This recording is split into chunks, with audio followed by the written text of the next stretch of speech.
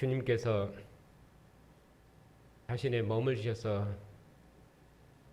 우리를 하나님 품 안에 있는 영원한 생명을 유업으로 주시고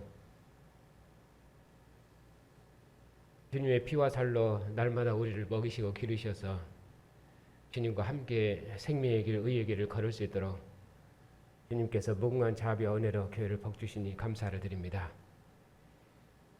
오늘도 죽은 자 가운데서 부활하셔서 하늘 보좌 우편을 상속한 우리 영원한 왕이 되신 주님께서 주의 피로 값주고 사신 존귀한 백성들을 주님의 영광의 상으로 부르시고 주의 면전에서 주의 음성을 듣고 주님의 크신 구원을 함께 노래하고 찬양하고 또 이처럼 하나님께서 아들 안에서 행하신 구원의 큰 일을 교회가 함께 듣고 기뻐할 수 있도록 복 주셨으니 감사를 드립니다. 하늘 보좌 우편에 앉으신 권세 있는 주님께서 교회의 증언을 통해서 천하 만국을 우리 주와 그 그리스도의 나라로 완성하는 그 나라가 임하도록까지 주의 교회의 증거를 통해서 주님의 나라를 만국 중에 이루시었고 주님의 나라를 섬기고 봉사하는 주의 백성들을 통해서 주님께서 세세토록 영광을 받으시옵소서. 우리 주 예수 그리스도의 이름으로 기도하옵나이다. 아멘.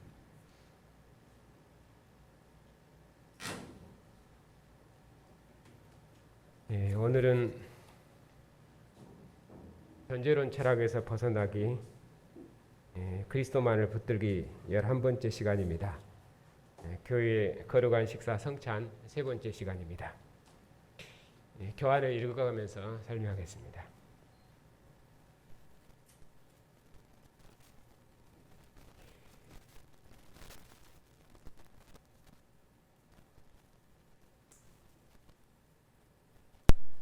일쪽입니다.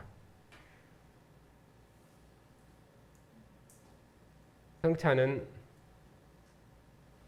거룩한 식사로서 하나님과 언약을 맺은 하나님의 백성이 하나님 앞에서 먹고 마시는 언약 식사입니다. 언약 식사는 언약의 당사자가 먹는 언약의 식사이며 단순한 의식이 아니라 실제 먹고 살아가는 양식으로서 하나님께서 주시는 생명으로 언약 백성이 사는 것입니다. 언약 식사는 언약 백성이 하나님을 섬기는 방법이며 언약의 생명으로 사는 것이며 언약을 맺은 하나님과의 친밀한 교제를 누리는 것입니다.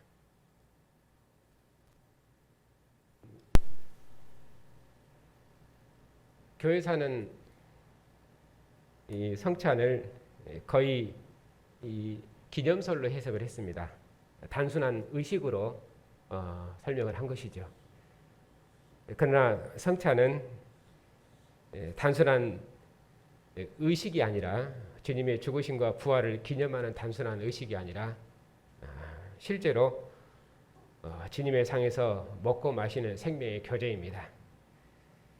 실제적인 교제, 그것이 생명입니다.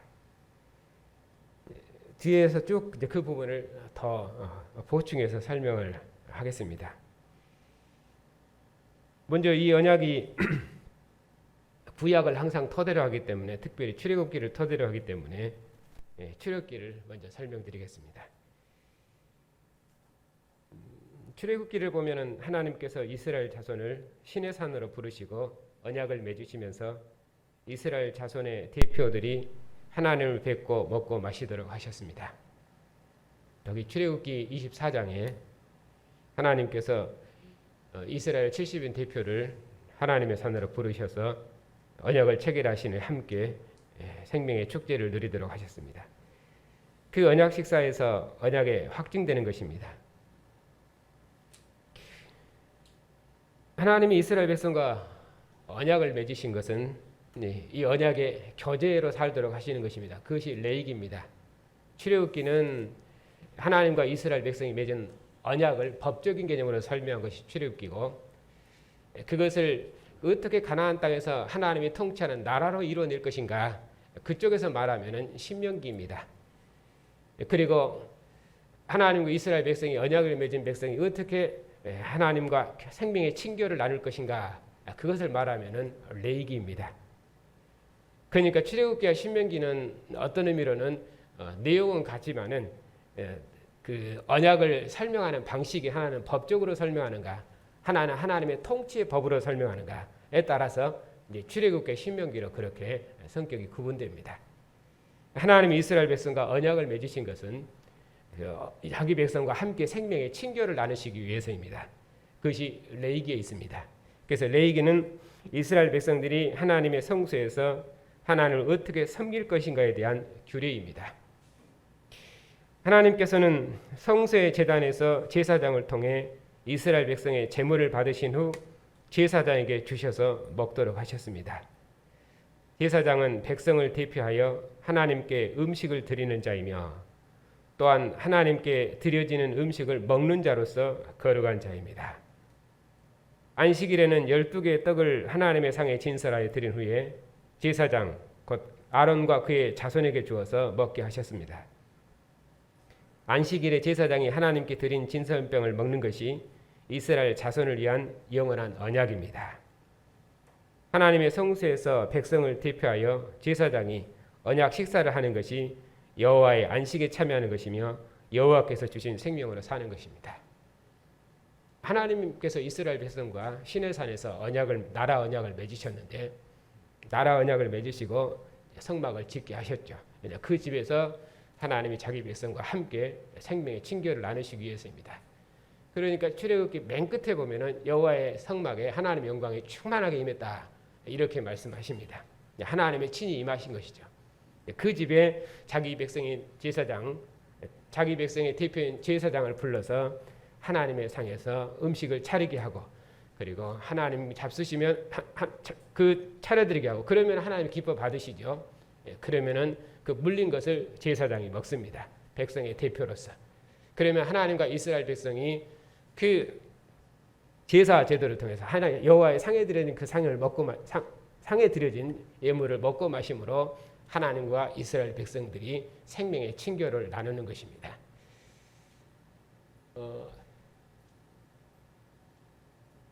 실은 이렇게 언약 개념을 설명하면 충분히 이해되면 좋은데 그래도 비유를 들으면은 알아듣기 쉬우니까 좀 설명을 할 수 있는데 이런 언약 개념이 그래도 잘 나타난 것이 나타난 세상 제도에 나타난 것이 실은 결혼 제도입니다. 혼인의 제도입니다.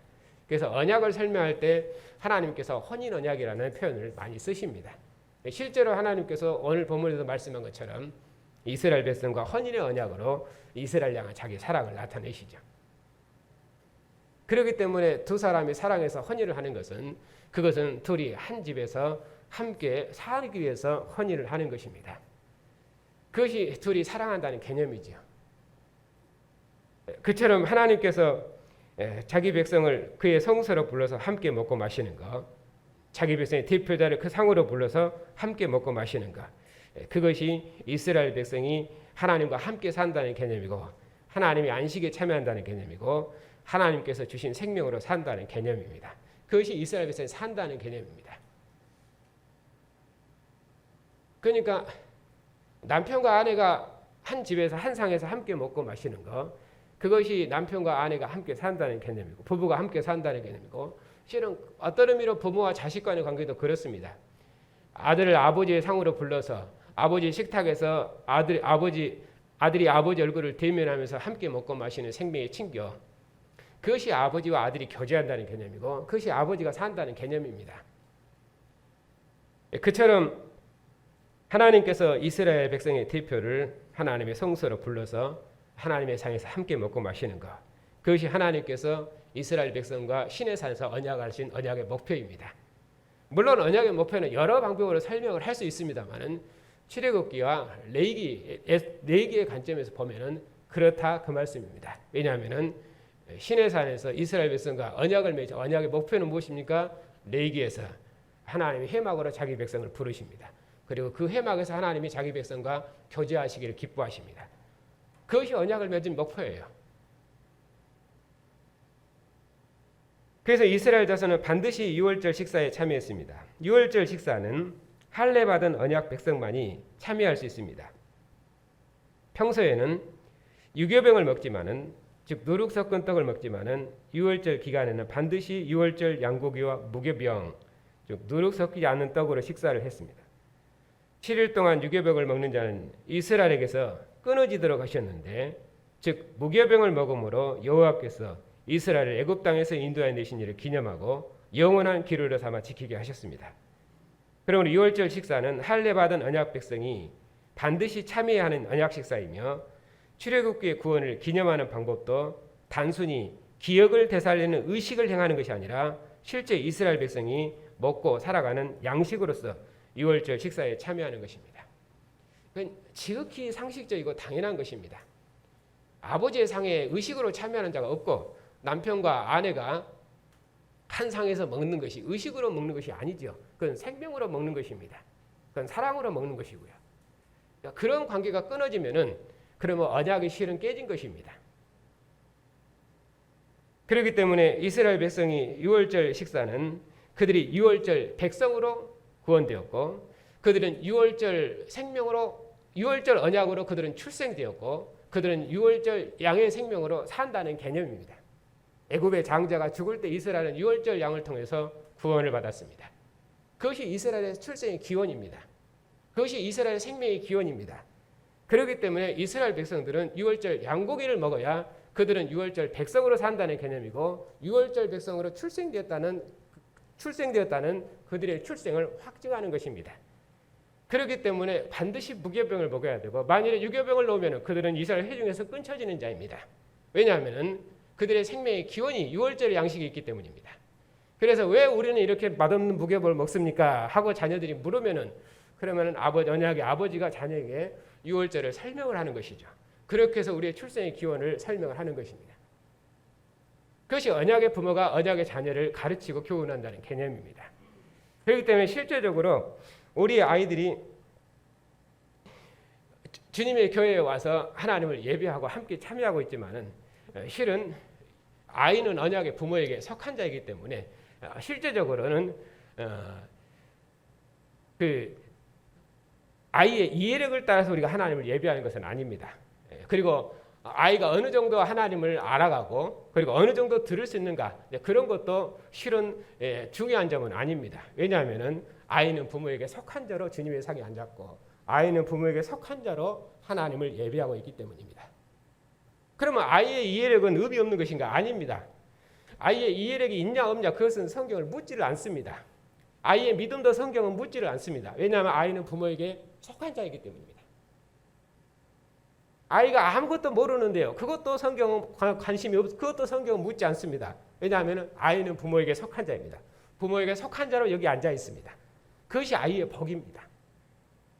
언약의 부모에게 속한 자이기 때문에 언약의 상에 앉아서 함께 하나님을 예배하고, 그리고 언약의 상에서 함께 그 축제의 잔을 들고, 그리고 그 언약의 상에서 함께 노는 것입니다. 그것이 아이의 복입니다. 그러나 언약 백성이 아닌 아이들은 이 생명의 상에 앉지를 못합니다. 그리고 다른 상에 앉아 있죠. 그것이 저주입니다. 구약의 이스라엘 백성들도 20세 이상의, 그것도 젊은 남자, 그들만 하나님의 언약 백성으로 계수됩니다. 왜냐하면 이스라엘은 여호와의 군대 국가로 출생되었거든요. 왜냐하면 가나안 땅을 정복해서 거기 하나님이 통치하는 나라를 세워야 하기 때문에. 그래서 이스라엘은 20세 남자, 왜냐하면 여호와의 군대로 전쟁해야 되니까 그들이 언약 백성으로 계수되는 것입니다. 그러면 나머지는 아닌가? 그렇게 말하지 않습니다. 그러니까 성경은 그런 남자냐 여자냐, 그리고 어린아이냐 어른이냐, 그런 개인의 믿음을 평가하지 않습니다. 그리고 개인의 믿음에 대해서 성경은 묻지도 않습니다. 이스라엘은 여호와의 나라 백성으로 구원을 받았고, 그 나라의 특징이 무엇입니까? 20세의 남자가 여호와의 나라입니다. 왜? 전쟁해야 되니까.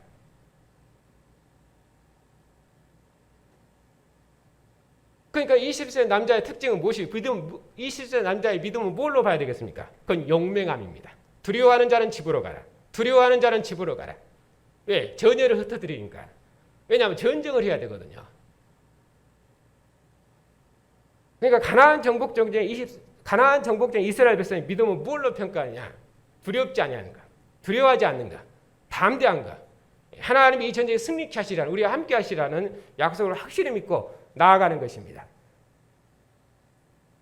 아무리 가나안의 대적이 강하고 힘이 세도 그걸 두려워하지 않는 것이에요. 정탐꾼들이 갔다 와서 그들이 다 소위 말하면 믿음 없는 보고를 했죠. 그러니까 여호수아와 갈렙만 그 나라에 들어갔습니다. 담대한 자들, 하나의 언약을 믿고. 제가 그렇기 때문에 조금 방향이 다른 데로 갔습니다. 조금 더 설명을 하겠습니다.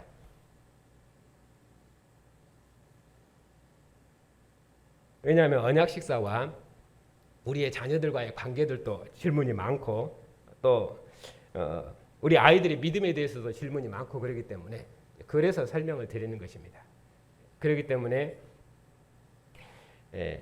아이들은 언약의 부모에게 속한 자로서 주님의 상에 앉아있기 때문에 그 개인의 믿음을 평가하지도 않고 그리고 그것을 묻지도 않습니다. 그래서 그들은 부모에게 속한 자로 주님의 상에 앉은 것이고 그리고 주님의 상에서 함께 먹고 마시는 것입니다. 그것이 그들의 복이고 축복입니다. 그러니까 우리 아이들이 지금 주일학교를 통해서 이렇게 성경을 배우고 있는데 아이들이 성경을 잘 모른다 그 말입니다. 믿음도 없는 것 같습니다. 그런데 성경은 그것으로 평가를 하지 않는다 그 말입니다. 우리 아이들이 성경을 잘 모르고 지금 당연한 것입니다. 아직 어리니까 모르는 것입니다. 배워가는 과정이죠. 그들이 하나님을 사랑하는 믿음이 있는가, 열심히 있는가, 또 그렇게 볼 수도 있습니다. 그러나 그들이 하나님을 사랑한다는 믿음, 또 하나님을 그 전심으로 사랑한다는 그 믿음을 성경은 평가를 하지 않습니다. 왜냐하면 그는 언약의 부모에게 속한 자이기 때문에. 그들은 언약의 이스라엘 백성들 하면은 20세 언약 백성으로 계수되기까지 그들은 언약의 부모를 통해서 또 언약의 교회에서 배운 하나님의 말씀으로 그들은 훈련받는 것입니다.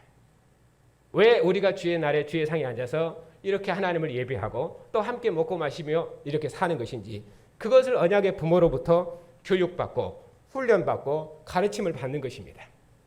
그 의미가 무엇인지, 왜 우리는 맛없는 무교병을 먹어? 왜 날마다 먹었는데 유교병을 먹었는데 이날만은 무교병을 먹고 왜 이걸 먹어? 맛없는 무교병. 아이들이 투덜투덜 할 수 있겠죠. 꼭 우리 아이들처럼. 그럼 그 의미를 부모가 끊임없이 가르치는 것입니다. 훈련입니다. 부모는 그런 계획을 세우고 또 교회는 그런 계획을 세우고 자녀들을 가르치고 양육해 낼 것입니다. 그렇게 해서 그리스도께서 원하시는 장성한 분량이 충만한 데까지 우리 자녀들을 훈련시키고 양육해 낼 것입니다. 그것이 교회가 목표하고 계획을 세우고 가르치는 교육입니다. 그것을 우리 자녀들이 순종하고 잘 따라오면은 그러면 그리스도의 장성한 분량이 충만한 데까지 자랄 것이고 그리고 주님이 기뻐하는 군병으로 양육되고 훈련될 것입니다.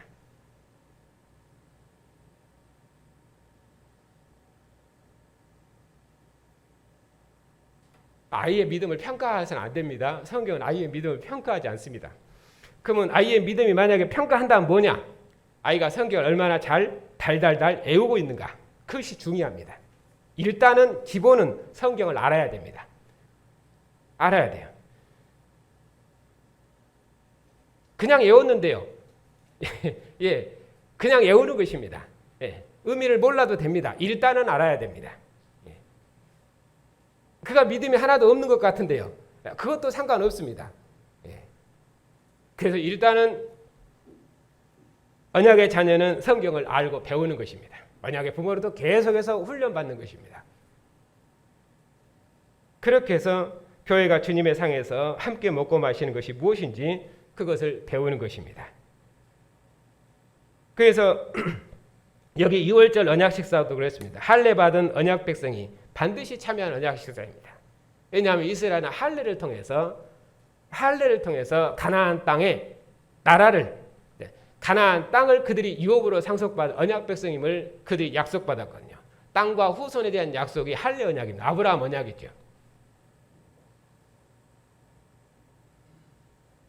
그래서 반드시 그 땅을 너에게 유업으로 둘 것이며 내 백성은 하늘의 별처럼 번성할 것이며 너를 통해서 체라한 만민이 구원을 받으리라.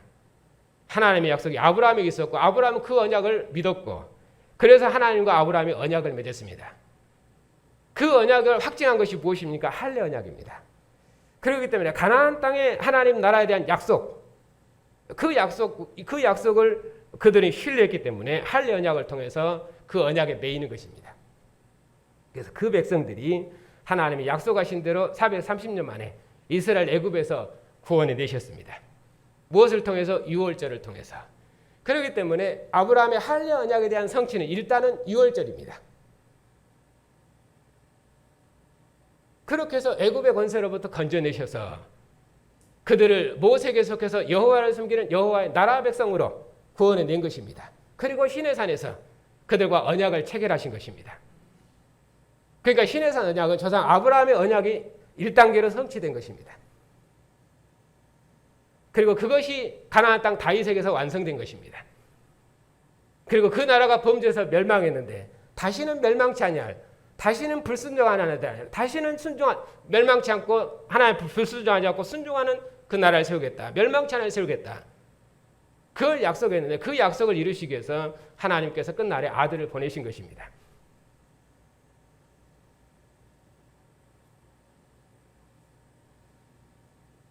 그러니까 이런 역사의 흐름 가운데서 지금 출애굽 언약을 보고 있는데, 출애굽의 구원을 기념하는 할례 받은 언약 백성이 반드시 참여하는 언약 식사이며, 왜냐하면은 할례 언약이 어디서 확증됐다고 그랬습니까? 유월절을 통해서 확증된 것이죠. 그러니까 그들은 유월절 양고기를 먹은 자가 구원을 받은 것입니다. 유월절 양고기를 먹지 않은 자는 다 죽었습니다.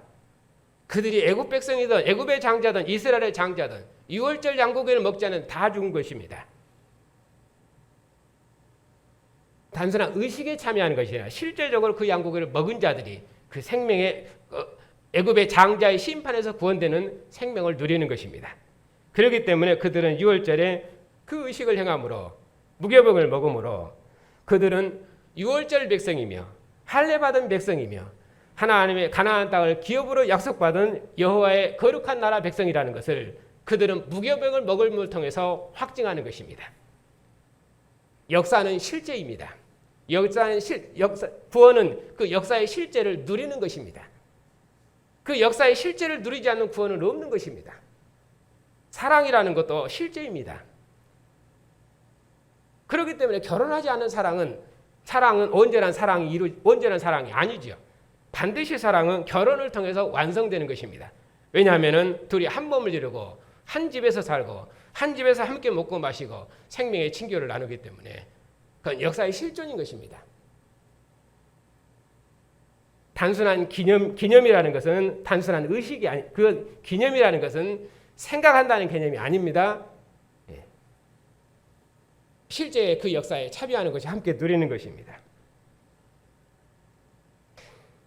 그래서 출애굽기 구원을 기념하는 방법도 단순히 기억을 되살리는 의식을 행하는 것이 아니라 실제 이스라엘 백성이 먹고 살아가는 양식으로 유월절 식사에 참여하는 것입니다.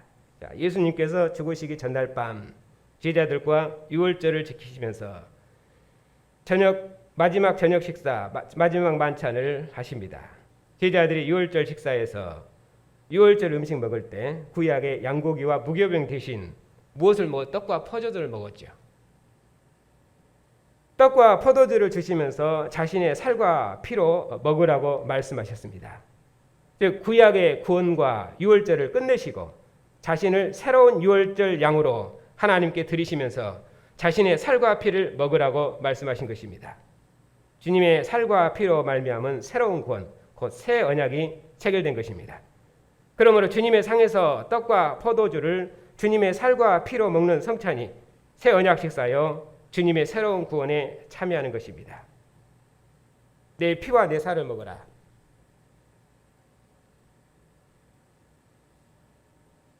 내 피와 내 살을 먹어라. 내 피와 내 살, 생명입니다. 생명입니다. 주님의 생명으로 사는 것입니다.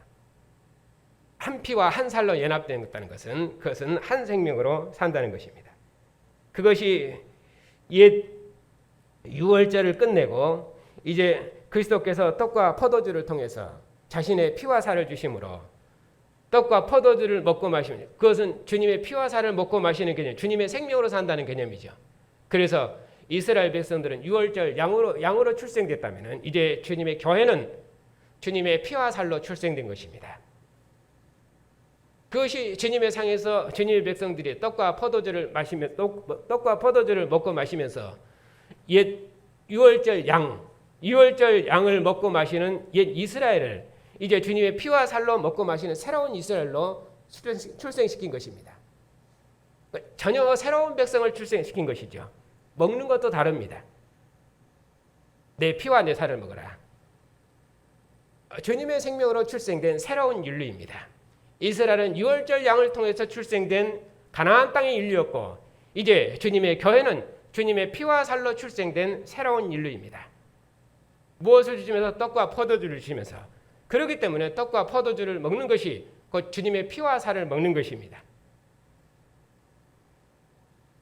이스라엘 유월절 양고기를 먹는 것이 그들이 유월절 백성으로 먹는 것이고 유월절 생명으로 사는 것처럼 주님의 떡과 포도주를 먹는 것이 주님의 떡과 포도주를 먹는 것이 주님의 생명으로 출생됐다는 우리의 생명의 실존입니다.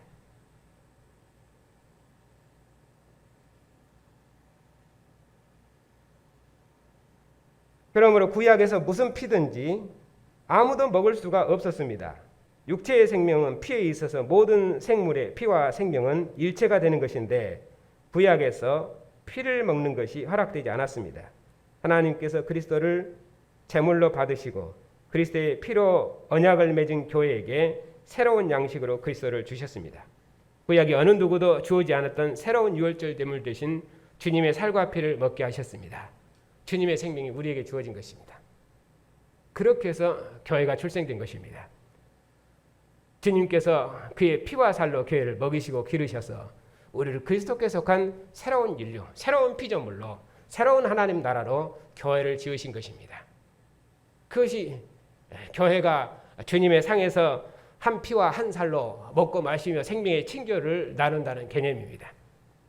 그러니 그리스도께서 새 이스라엘을 대표하는 12제자를 부르셔서 자신의 식탁에서 먹게 하셨습니다.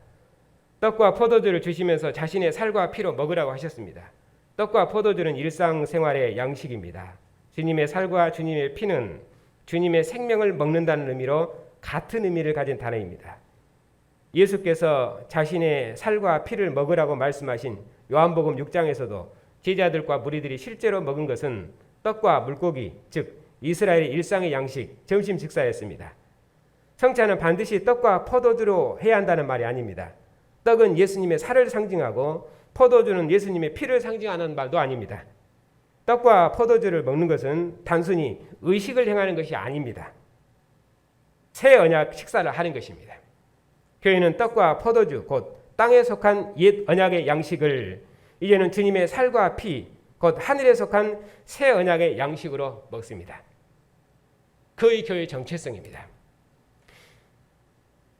우리가 그리스도께 속한 그리스도의 나라 백성으로 출생되었다는 그 의미가 어디서 확증되는가? 내 피와 내 살을 먹으라. 주님의 피와 살을 먹고 마시는 생명의 공동체로 확증됐다는 그것이 어디 있는가? 곧 떡과 포도주를 먹는 것입니다. 우리의 일상생활의 양식을 주님의 피와 살의 교제로 먹는 것입니다. 우리의 일상생활의 양식을 떡과 포도주를 우리의 일상생활의 양식을 주님의 상에서 주님의 얼굴을 대면하며 주님의 나라 백성으로 먹는 것입니다. 주님과 한 영, 한 몸, 한 생명으로 먹는 것입니다. 이스라엘의 제단에 드려진 그 제물을 하나님이 받으시고 그 상에서 이스라엘 대표인 대제사장이 함께 먹을 때 그 상은 하나님과 이스라엘 백성이 함께 먹고 마시는 생명의 친교, 언약의 상입니다. 생명의 상입니다. 그 상을 떠나서 이스라엘 백성들의 생명의 정체성을 설명할 수가 없습니다. 그처럼 교회가 주님의 상에서 떡과 포도주를 먹는 이 언약의 식사, 성찬은 그 그리스도의 교회가 주님의 피와 살로 출생되었으며 주님의 피와 살로 산다는 우리 믿음의 정체성이고 또 주님의 교회가 주님의 피와 살로 산다는 그 언약의 확증입니다. 그것이 우리 믿음의 실제이고 또 주님의 교회가 산다는 의미입니다. 먹고 마심을 떠나서 우리의 생명을 설명하는 방법은 없습니다. 그래서 교회는 떡과 포도주를 먹는 것은 단순한 의식을 행하는 것이 아니라 새 언약 식사를 하는 것입니다. 교회는 떡과 포도주, 곧 땅에 속한 이 언약의 양식을 이제는 주님의 살과 피, 곧 하늘에 속한 새 언약 양식으로 먹는 것입니다. 구약 이스라엘은 하늘에서 내려온 만나를 먹었어도 요한복음 6장에 있는 내용입니다. 죽었지만은 어떤 의미로 죽었습니까? 실제로 그들은 죽었습니다. 그리고 그들은 다 조상의 묘실에 묻혔습니다. 그러나 예수님은 하늘에서 내려온 살아있는 떡이어서 예수님을 먹는 자는 영생합니다. 그러면 우리는 영생한다 했을 때 우리 개념은 항상 죽지 않고 영원히 산다. 이 개념이 있습니다. 물론 죽지 않고 영원히 삽니다. 생물학적인 개념으로 영원히 산다는 개념을 이해하고 있는 사람은 영원히 산다는 개념을 모를 것입니다. 언약의 언어이면서도 그 언약이 곧 실제입니다. 왜냐하면 우리는 살아도 주와 함께 있고 죽어도 주와 함께 있기 때문입니다. 왜냐하면 죽음을 권세를 이기시고 죽은 자 가운데 부활하신 주님께서 우리 안에서 우리와 한 영 한 몸으로 사십니다. 한 생명으로 사십니다. 그것이 우리가 사는 믿음입니다. 그래서 이 믿음은 죽음을 이기는 믿음입니다. 왜냐하면 죽음을 이기신 생명이 우리와 한 영 한 몸으로 살기 때문에 한 생명의 실존입니다. 그것이 교회가 세상을 이기는 힘입니다. 심지어 죽음의 권세도 이기는 힘입니다. 그러니 교회는 살아도 주와 함께 있고 죽어도 주와 함께 있는 것입니다. 그런 의미로 영원한 생명이 있습니다.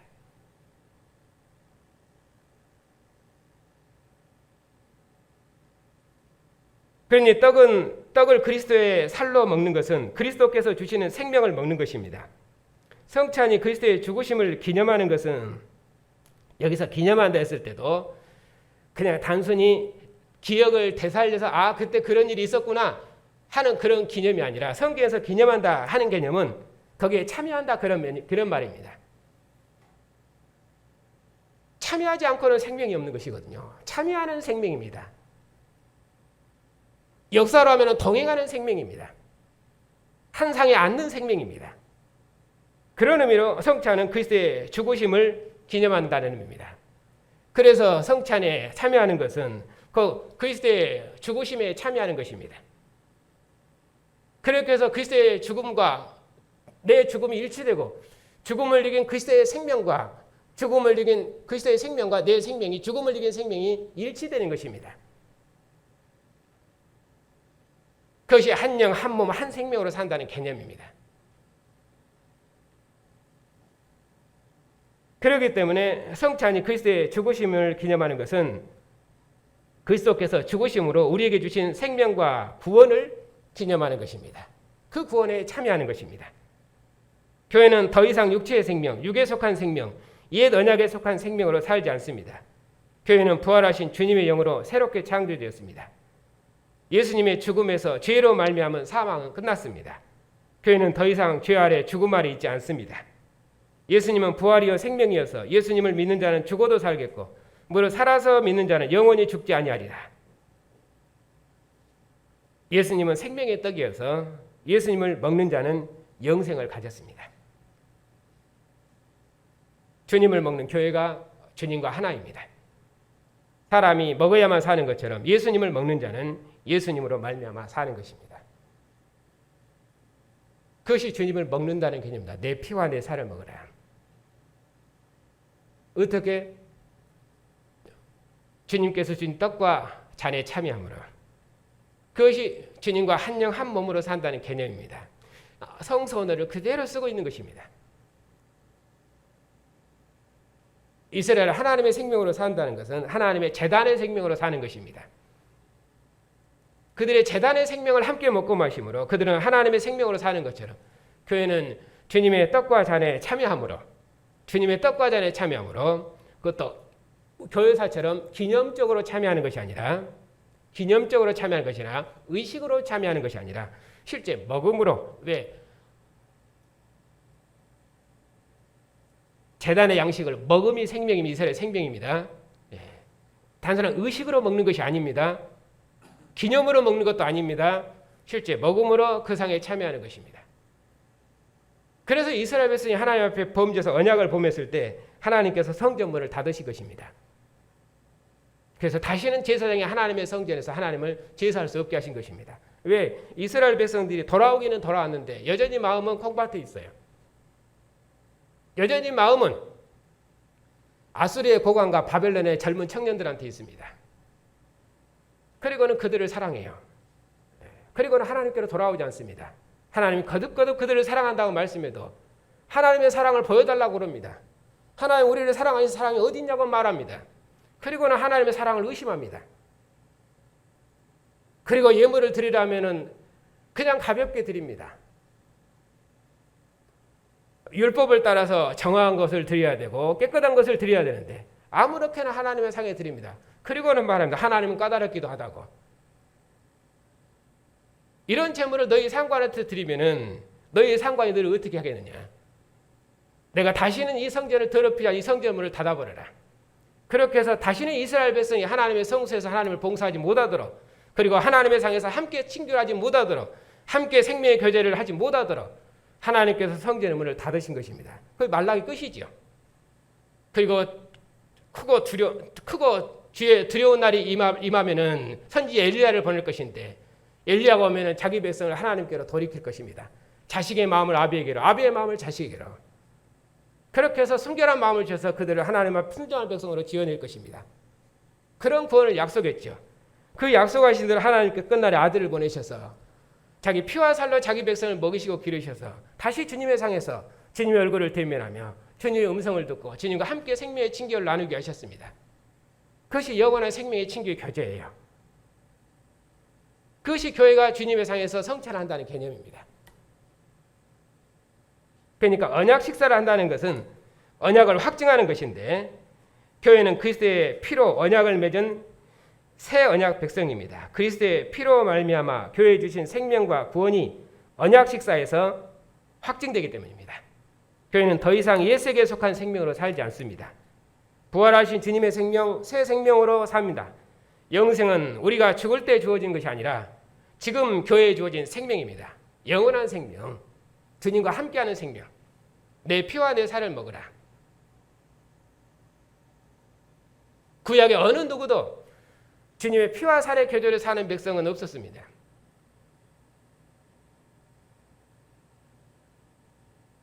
주님과 한 영 한 몸 한 생명으로 이런 완전한 생명의 교제는 이스라엘 백성이 누린 적이 없었습니다.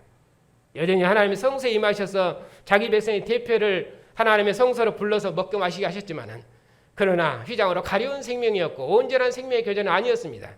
내 피와 내 살을 먹으라. 완전한 생명의 교제는 이제 나타난 생명이고 이제 나타난 교제입니다.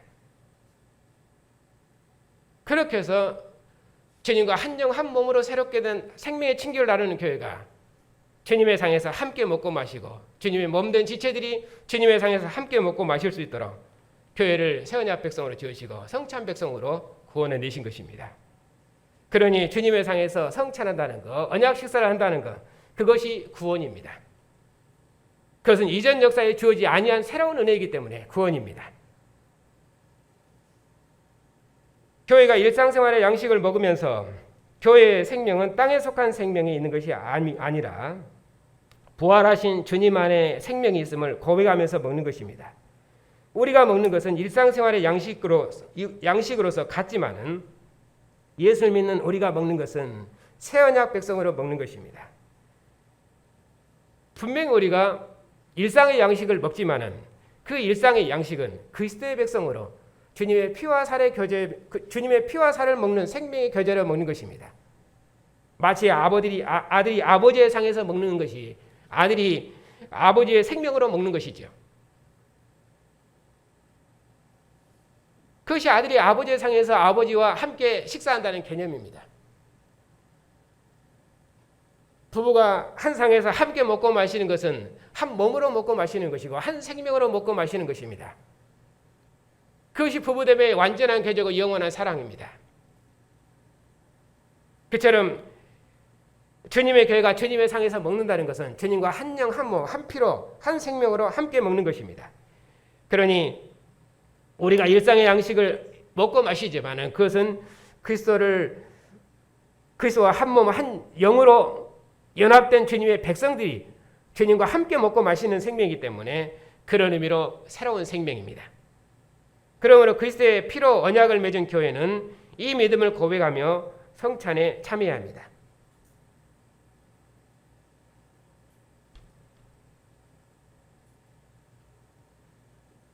떡과 포도주 곧 언약의 양식을 그리스도의 살과 피, 새 언약의 양식으로 먹어야 됩니다. 교회의 성찬은 그리스도의 언약 백성으로서 한 몸 된 교회가 하나님 앞에서 모여서 먹는 언약 식사입니다. 그러므로 주님께서 부활하신 주의 날에 교회가 함께 모여 식사하는 성찬에 참여하는 것이 우리를 구원하신 주님을 예배하는 것이며 하나님께서 교회에 주신 그리스도의 생명과 구원에 참여하는 것이며 주님 다시 오실 때까지 교회가 그리스도의 언약을 지키며 사는 생명입니다.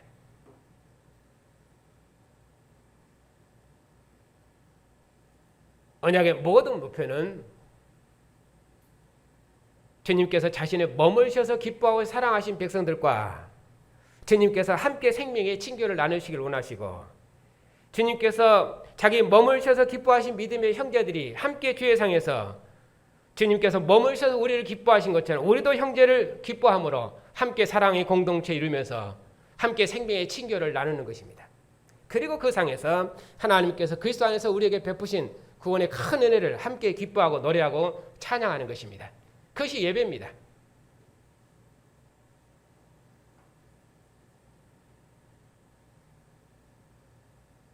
그렇기 때문에 언약의 모든 목표는 출애굽의 목표가 레위기에 있는 것처럼 하나님께서 이스라엘 백성과 언약을 맺으신 언약의 목표가 레위기에 있는 것처럼 이제 주님께서 자신의 피와 살로 우리를 그리스도께 속한 새로운 나라 백성 주님과 한 영 한 몸으로 사는 새로운 언약을 체결하신 모든 목표는 주님의 상에서 주님과 한 영 한 몸으로 한 생명으로 함께 먹고 마시는 생명의 친교를 나누는 것입니다. 어떻게 하면서 하나님께서 아들을 통해서 이루신 구원의 큰 일을 저희가 함께 기뻐하고 찬양함으로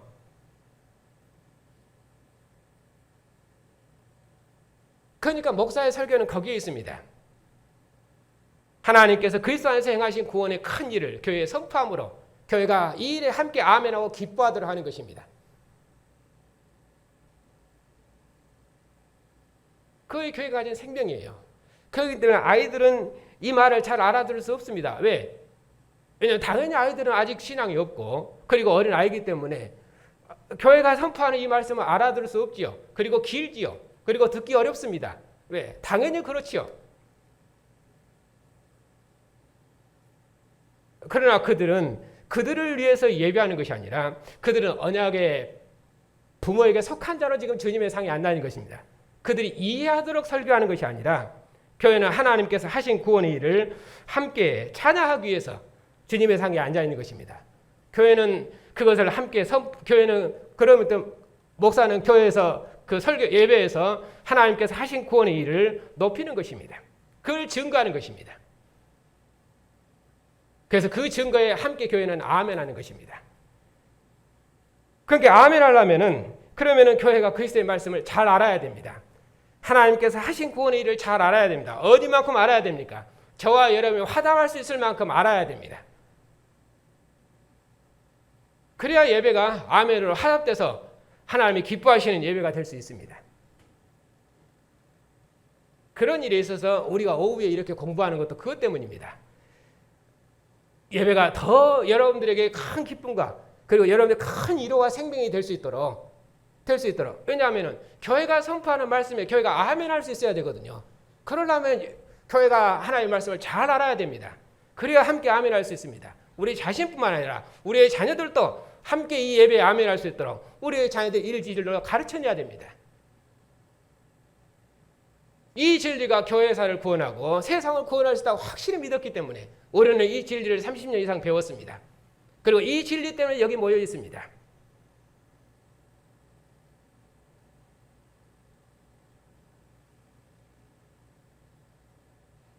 그렇게 해서 이 진리로 교회의 토대를 세웠습니다. 이제 제가 할 일은 무엇입니까? 이 진리를 더욱 견고히 하는 것입니다. 무슨 새로운 것을 가르치는 것이 아닙니다. 우리가 이전에 30년 동안 배웠던 이 진리를 저는 다시 반복할 것입니다. 그리고 이 진리를 교회에 더욱 든든히 토대가 설 수 있도록 교회를 견고히 세울 것입니다. 그렇게 이 진리를 자손 대대로 우리는 또 가르쳐 낼 것입니다. 그렇게 해서 이 진리가 교회를 구원하고 세상을 구원할 수 있도록 2000년 교회사를 구원할 수 있도록 우리가 이 진리를 더욱더 확고히 하고 견고히 해서 우리 자신들뿐만 아니라 자손 대대로 또 교회가 역사에서 계속 이 교회가 반복돼서 크게 확장되어서 그 일을 해낼 수 있도록 우리들이 전심을 다해야 됩니다.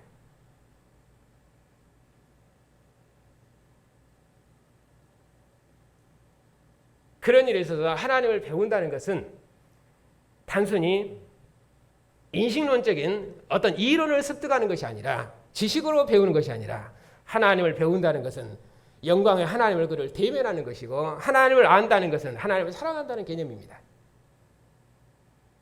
그렇기 때문에 생명을 다해서 하나님의 말씀을 드려야 되고 하나님을 두려운 마음으로 드려야 돼요. 왜? 언약이 깨지면은 그것은 사망입니다. 첫 언약이 이루어졌을 때 모세와 아론과 그리고 장로 70인명이 하나님의 산에 올라가서 큰 생명의 축제를 나눴습니다. 언약 식사가 있었죠.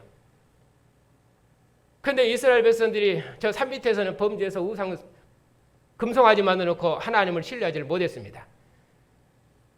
모세가 내려왔을 때 언약이 깨져버렸죠. 그래도 하나님의 언약은 영원히 신실하고 자비하셨습니다. 물론 모세가 더 온유한가 하나님이 더 온유한가 모릅니다. 자, 내가 봐서 모세가 훨씬 하나님보다 온유하신 것 같습니다. 하나님이 당장 내려가서 불로 심판하려고 그랬습니다. 모세가 열심히 말렸습니다. 무엇을 근거로 말렸습니까? 언약을 근거로 말렸습니다. 하나님이 이 백성을 거룩한 백성 삼고 가나안 땅에 하나님 나라를 세워서 이 백성을 통해서 영광을 받으시려고 애굽에서 구원해 내셨고 여기까지 인도했는데 여기서 다 죽여버리면은 사람들이 뭐라고 하겠습니까? 애굽 사람들이 하나님이 이스라엘 백성을 애굽에서 구원하려고 여기서 죽이려고 하나님이 이스라엘 백성을 애굽에서 건져내는 것 같다고 하나님의 이름을 멸시하고 절호할 거 아닙니까?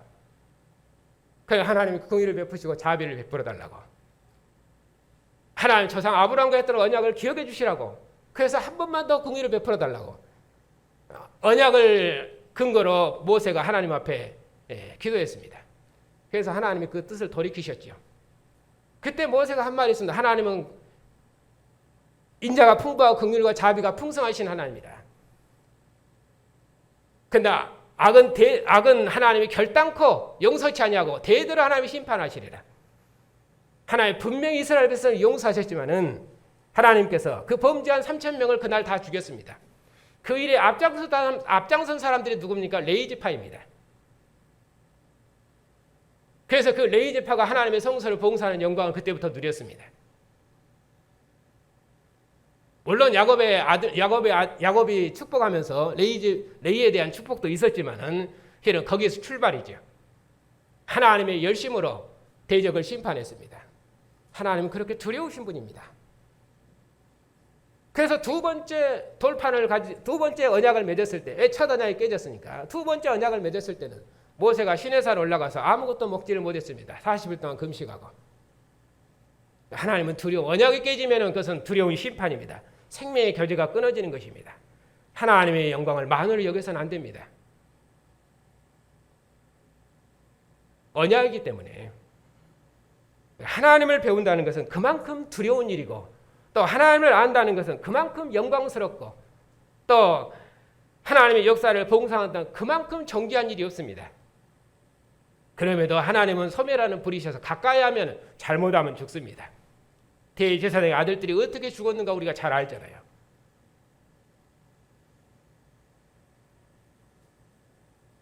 그렇기 때문에 하나님은 그만큼 자기 백성이 큰 긍휼과 자비를 베푸시고 생명이셔도 하나님의 말씀은 준엄한 말씀이어서 그 언약을 범하면은 언약에 매이지 않으면은 하나님의 심판이 있다는 것을 항상 명심해야 됩니다. 그걸 두려워할 줄 알아야 됩니다.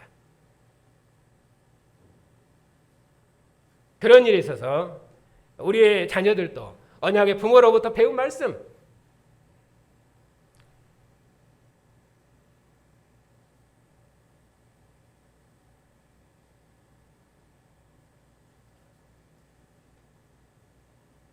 또 교회는 우리가 대대로 이 말씀으로 배워서 하나님의 언약 백성으로 그 영광을 이제까지 봉사했고 하나님과 함께 생명의 길을 걸었습니다.